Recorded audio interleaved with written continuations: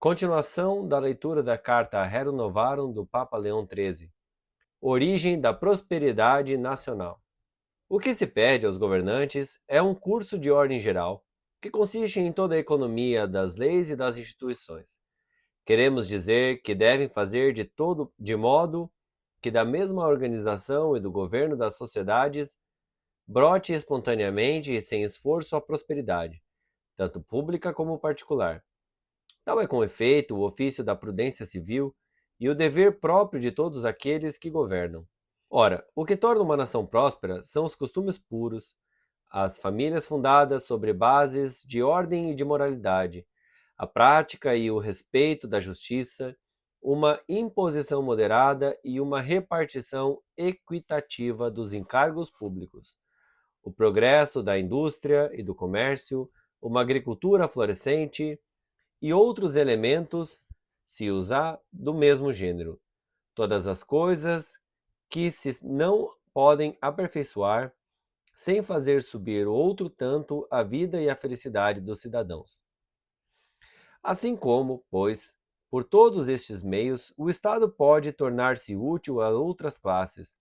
Assim também pode melhorar muitíssimo a sorte da classe operária, e isso em todo o rigor do seu direito, e sem ter a temer a censura de ingerência, porque em virtude mesmo do seu ofício, o Estado deve servir o interesse comum.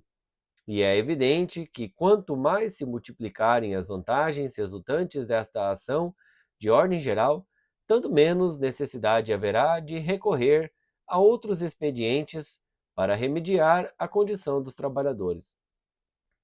Mas há outra consideração que atinge mais profundamente ainda o nosso assunto. A razão formal de toda a sociedade é só uma, e é comum a todos os seus membros, grandes e pequenos. Os pobres, com o mesmo título que os ricos, são, por direito natural, cidadãos. Isto é, pertencem ao número das partes vivas de que se compõe, por intermédio das famílias, o corpo inteiro da nação, para não dizer que em todas as cidades são o grande número. Como, pois, seria desrazoável prover uma classe de cidadãos e negligenciar a outra? Torna-se evidente que a autoridade pública deve também tomar as medidas necessárias para salvaguardar a salvação e os interesses da classe operária. Se ela faltar a isso, viola a estrita justiça que quer que cada um seja dado o que lhe é devido.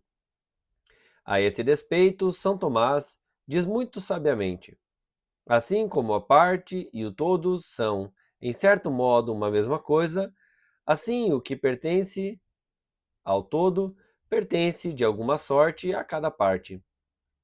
E por isso que, entre os graves e numerosos deveres dos governantes, que querem prover, como convém, ao público, o principal dever, que domina lodos os outros, consiste em cuidar igualmente de todas as classes de cidadãos, observando rigorosamente as leis da justiça chamada distributiva.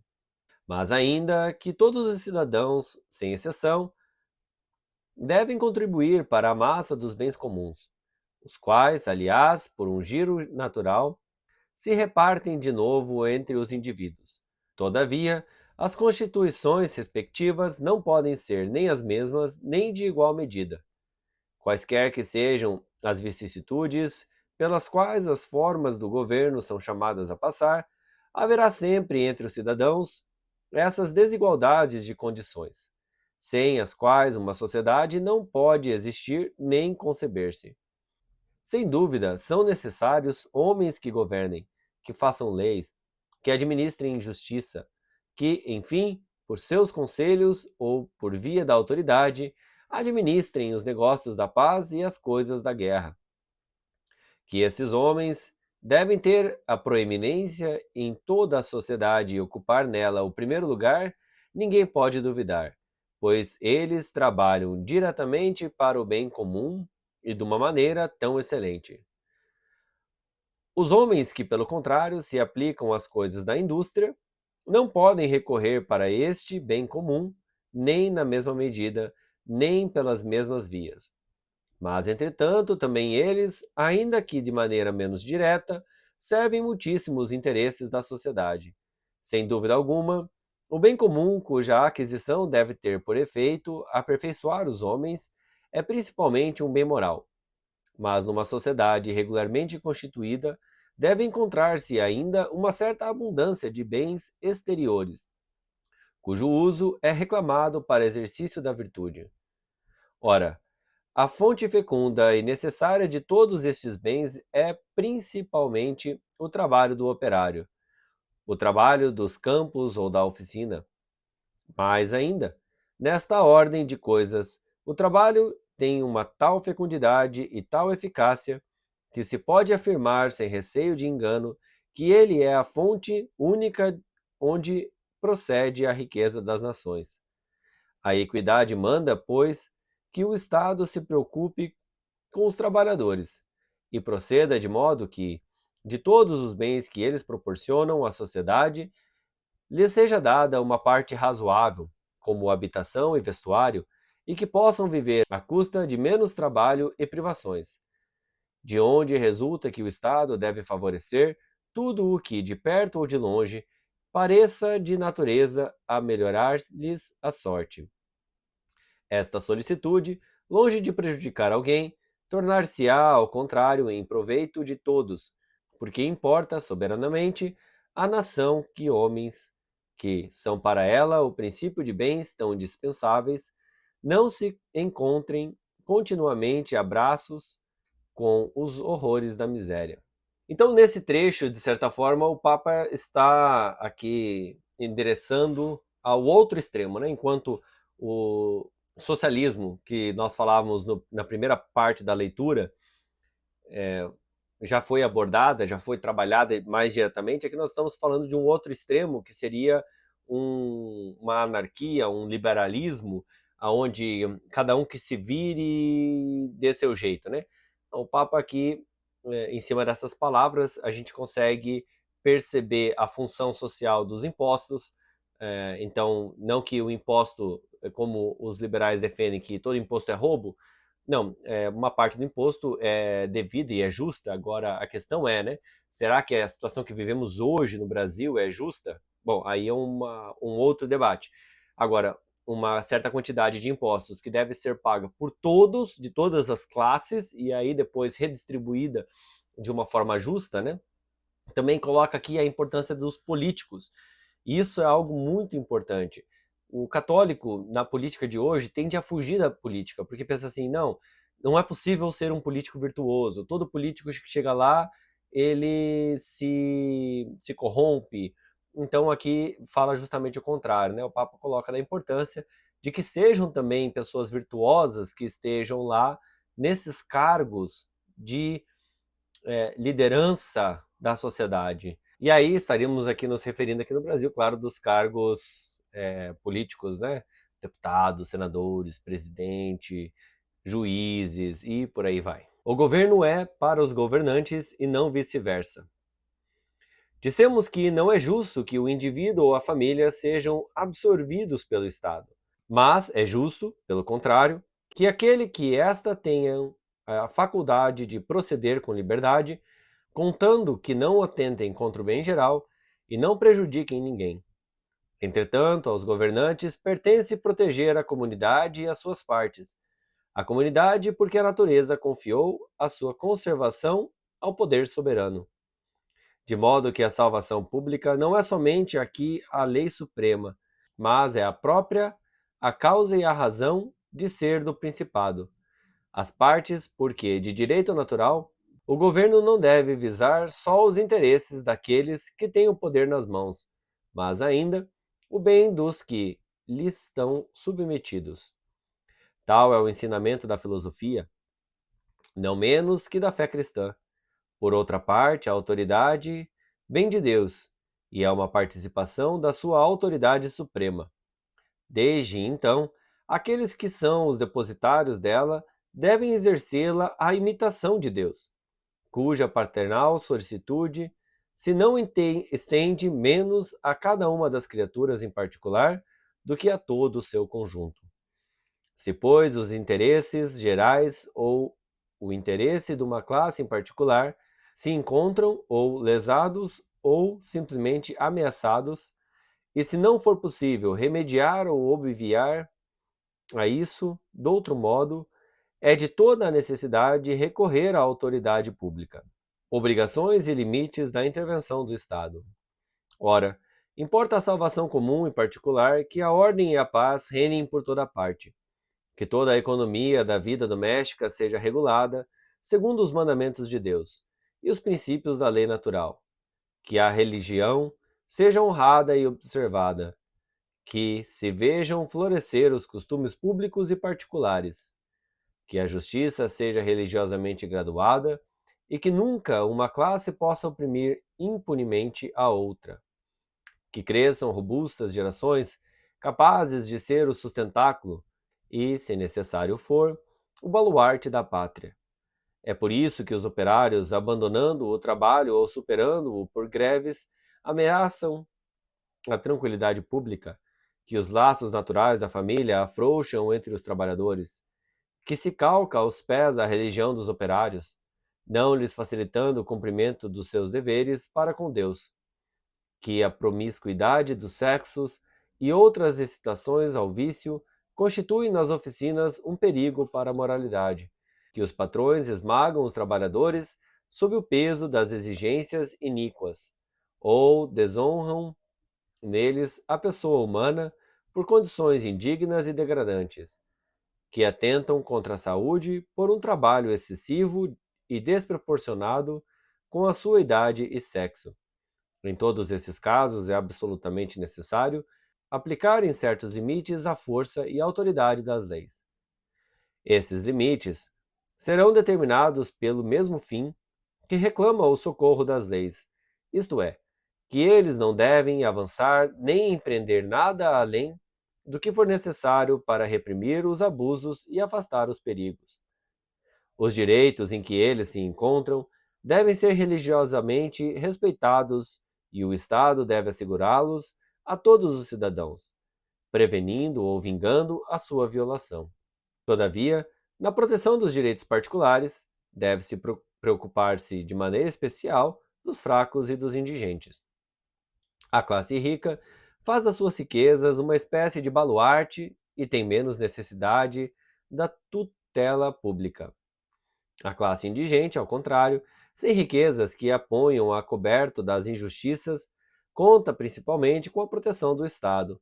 Que o Estado se faça, pois, sob um particularíssimo título, a providência dos trabalhadores, que em geral pertencem à classe pobre. O Estado deve proteger a propriedade particular, mas é conveniente descer expressamente a algumas particularidades. É um dever principalíssimo dos governos o assegurar a propriedade particular, por meio de leis sábias. Hoje, especialmente no mundo de tamanho ardor de cobiças desenfreadas, é preciso que o povo se conserve no seu dever, porque se a justiça lhe concede o direito de empregar os meios de melhorar a sua sorte, nem a justiça nem o bem público consentem que danifiquem alguém na sua fazenda, nem que se invadam os direitos alheios sob os pretextos de não que igualdade. Por certo que a maior parte dos operários queiram melhorar de condição por meios honestos sem prejudicar a ninguém. Todavia, não poucos há que, embebidos de máximas falsas e desejosos de novidade, procuram a todo custo excitar e impelir os outros a violências. Intervenha, portanto, a autoridade do Estado e, reprimindo os agitadores, preserve os bons operários do perigo, da sedução e os legítimos patrões de serem despojados do que é seu. Claramente aqui conseguimos ver alguns movimentos revolucionários aqui em que o Papa está diretamente apontando, né? Invasão de propriedade, invasão daquilo que é próprio, né? Então, o Papa percebe que muitos trabalhadores são seduzidos, né, desses desejos, dessas promessas, dessas falas bonitas, sedutoras, a cometerem atos indevidos, né? A cometerem crimes, abusos, invasões. Então, aqui fica muito claro qual é a posição da igreja sobre esse tipo de movimento. Impelir as greves. O trabalho muito prolongado e pesado e uma retribuição mesquinha dão não poucas vezes aos operários ocasião de greves. É preciso que o Estado ponha cobro a esta desordem grave e frequente, porque estas greves causam dano não só aos patrões e aos mesmos operários, mas também ao comércio e aos interesses comuns. E em razão das violências e tumultos a que, de ordinário, dão ocasião, põe muitas vezes em risco a tranquilidade pública. O remédio, portanto, nesta parte, mais eficaz e salutar é prevenir o mal com a autoridade das leis, e impedir a explosão, removendo o tempo as causas de que se prevê que hão de nascer os conflitos entre os operários e os patrões. Proteger os bens da alma. Muitas outras coisas deve igualmente o Estado proteger ao operário, e, em primeiro lugar, os bens da alma, a vida temporal, posto que boa e desejável não é o fim para que fomos criados, mas é a vida e o meio para aperfeiçoar, com o conhecimento da verdade e com a prática do bem, a vida do espírito. O espírito é o que tem em si impressa a semelhança divina, no qual reside aquele principado em virtude do qual foi dado ao homem o direito de dominar as criaturas inferiores e de fazer servir à sua utilidade toda a terra e todo o mar. Enchei a terra e tornai-vo-la sujeita. Dominai-os sobre os peixes do mar e sobre as aves do céu e sobre todos os animais que se movem sobre a terra. Nisto todos os homens são iguais, e não há diferença alguma entre ricos e pobres, patrões e criados, monarcas e súditos, porque é o mesmo o Senhor de todos. A ninguém é lícito violar impunemente a dignidade do homem, do qual Deus mesmo dispõe, com grande reverência, nem pôr-lhe impedimentos, para que ele siga o caminho daquele aperfeiçoamento que é ordenado para o consentimento da vida interna, pois nem mesmo por eleição livre o homem pode renunciar a ser tratado segundo a sua natureza e aceitar a escravidão do espírito, porque não se trata de direitos cujo exercício seja livre, mas de deveres para com Deus que são absolutamente invioláveis. Daqui vem, com consequência, a necessidade do repouso festivo. Isto, porém, não quer dizer que se deve estar em ócio por mais largo espaço de tempo, e muito menos significa uma inacção total, como muitos desejam, e que é a fonte de vícios e ocasião de dissipação, mas um repouso consagrado à religião. Unido à religião, o repouso tira o homem dos trabalhos e das ocupações da vida ordinária, para o chamar ao pensamento dos bens celestes e ao culto devido à majestade divina. Eis aqui a principal natureza e fim do repouso festivo, que Deus, com lei especial, prescreveu ao homem no Antigo Testamento, dizendo-lhe: recorda-te de santificar o sábado. E que ensinou com o seu exemplo, quando no sétimo dia, depois de criar o homem, repousou. Repousou no sétimo dia de todas as suas obras que tinha feito.